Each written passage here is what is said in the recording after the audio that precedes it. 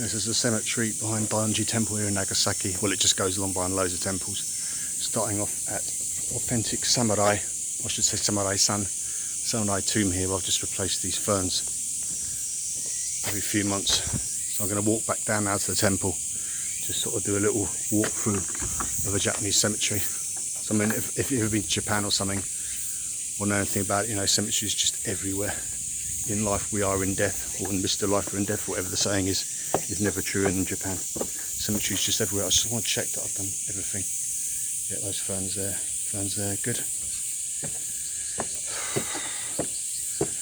Alright, just rows and rows of tombs there.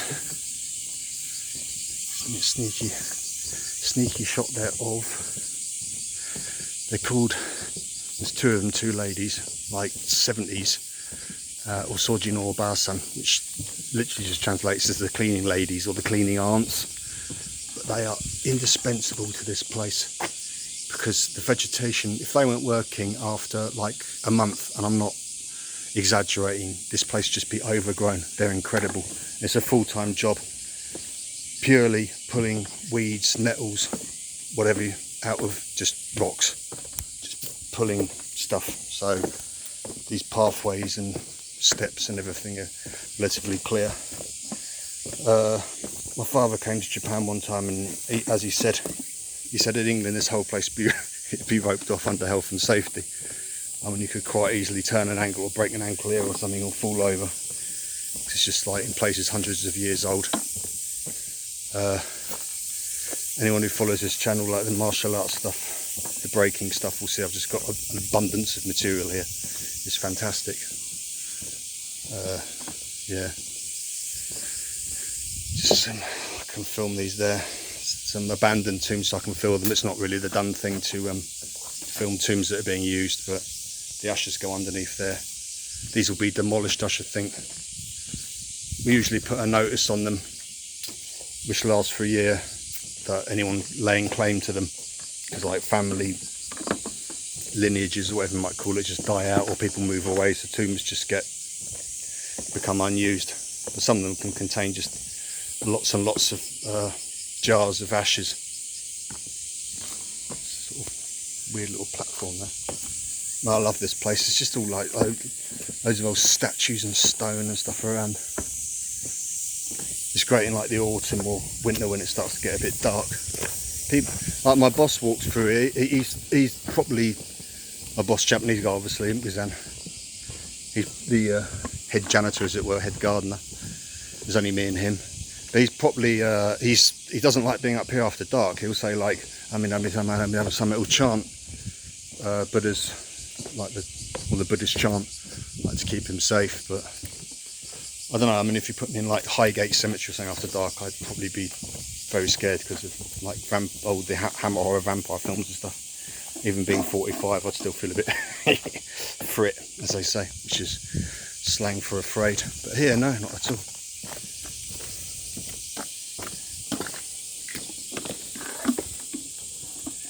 It's coming down the mountain here, approaching, well, my temple's called Daionji. It's along a street called Otaramachi, which actually literally translates as temple town.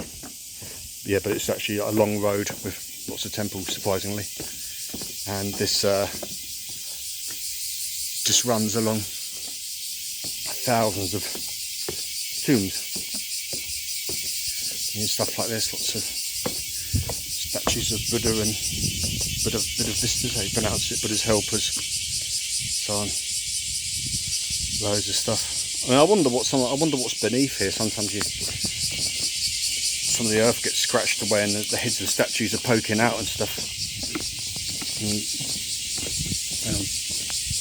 So it's kind of down there, just giving a greeting to one of the customers or Kyakura-sama we say in Japanese. I don't know how to translate it into English. One of the temple users to clean their tomb there.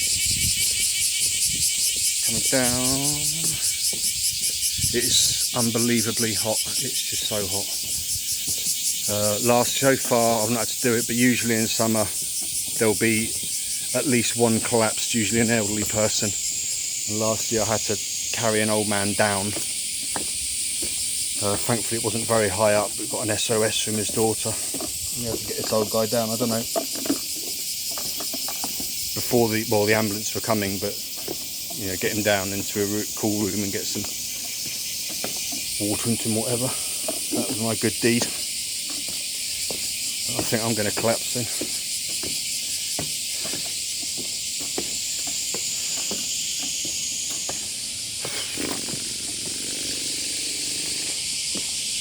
It's Nagasaki. Over there is the harbour. So I'm not going to try and zooming in or anything, but over there, maybe you can see in there there's a big bridge. There's Mitsubishi water plant over there, which is why a lot of foreigners are here, like to work on the boats, work in the docks.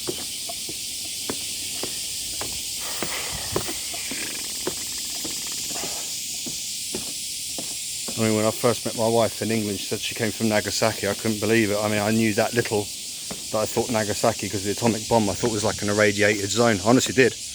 Like Chernobyl, like you couldn't go into it still. Nagasaki and Hiroshima. But when I came here, it's just fantastic, the place. These are ahead of what's called the Festival of the Dead, Obon. That basically says Yabiya Roketo Nikinshi. So Hanabi is firework, which translates as flower, fire. Yeah, they're like screamer rockets. And over there's a temple roof, and screamer rockets have a habit of shooting up in the sky, coming down to earth, lodging in roofs in Japan that are like got wood in them and are very dry because of the summer, and the obvious happens. So they're banned.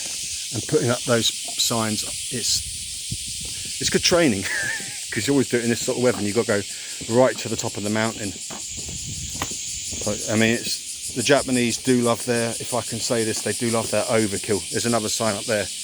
There's so many of these signs. I mean, I would have thought just put a few up, but no, there's like 30 of them, and we've got to dot them all over the mountainside going up. So that is a proper day's work. You're feeling that one. Just coming back down now towards Temple. There's the dojo. It's hard to see what I'm filming because it's so bright, but I'm pointing the direction of the dojo roof. Luckily where I work, Donji has got its own dojo where they teach judo and kendo. That's all about to be knocked down, actually. Hopefully I think they're still going to have judo, so there'll be mats, which suits me, but I think they're going to stop the kendo because just less and less all these traditional Japanese sports or martial arts, budo, whatever you might call them, kids just aren't interested. Like they want to do like baseball and stuff, which is still active, I suppose. It's better than playing a computer again. Anyway, God, what am I going? God, I sound like a granddad.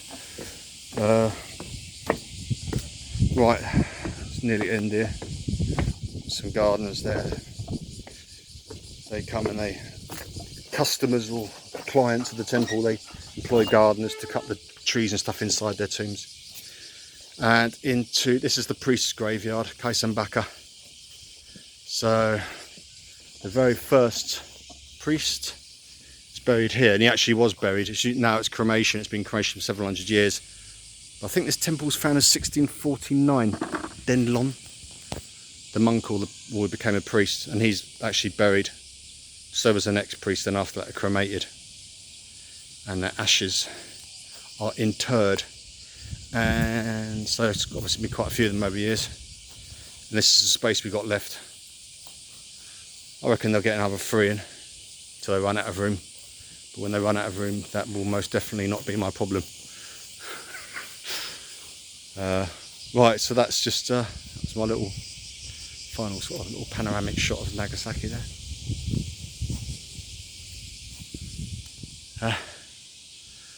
And that's that. It's just it's 10 minutes there, I'll stop.